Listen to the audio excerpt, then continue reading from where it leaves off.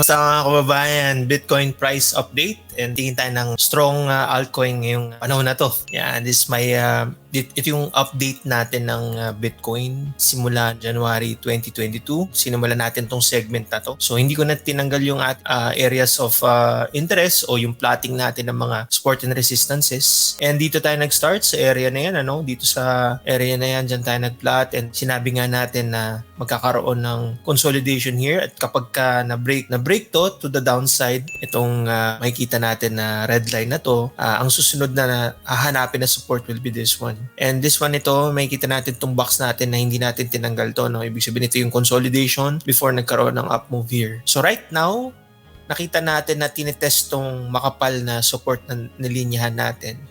So 40,000. So meron tayong minor na support dito na nasa 38. And itong area na to, lalagay pa rin natin yan. So makikita nyo na kahit papaano nire-respeto pa rin talaga ng mother coin. So ang gamit natin ngayon, BTC USDT. Makikita nyo na nire-respect pa rin. Will this hold? So kung kayo'y fond ng magbabasa ng mga social media at aalamin nyo ba kung bearish o bullish, mauubos lang oras nyo. So I believe dun sa technical analysis na hindi na tayo magbabasa pa ng mga likelihood ng mga kung sino yung bullish or bearish, kung ano stand mo. Mas nakakaubos oras yun. Kaya kung mas maganda, mag-prepare kayo ng mga personal yun ng mga plans. If magkaroon ng strong pivot here, then we will prepare sa mga upcoming na strong altcoins na nagpipivot rin.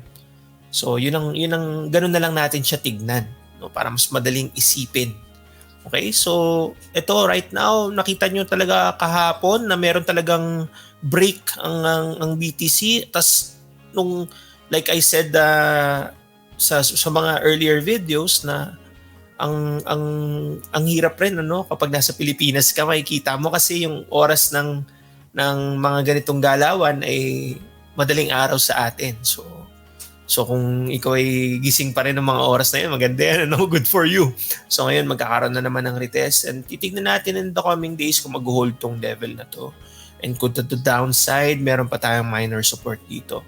Else, meron na naman yan, maghahanap na naman ng mga minor support. So wala na tayong nakikita as of this one. Ngayon, ano yung mga possible na galaw? Na-drawing na rin naman natin tong area na to, and kung magkakonsolidate dyan, or even magkaroon ng head dito, yan, basing pattern. So yun ang natin. So kung tutuusin, evolution na naman ng pattern yan. So if you're looking sa pivots, especially nabanggit ko pivots, ito yung isa sa mga sinasabi ko na if you're isa ka sa mga breakout trader or bounce trader and you wanna trade uptrends, ito'y considerably hindi siya talaga uptrend. But the thing is, ito yung isang, I think, bagong ICO lang or ICO sa perpetual futures.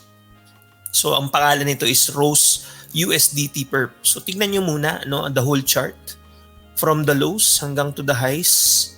Ang ginalaw na niya ay more than 50%. So let's just say pakuin na lang natin sa 50%. Tapos imagine niyo if you are using leverage, napakalaki nun.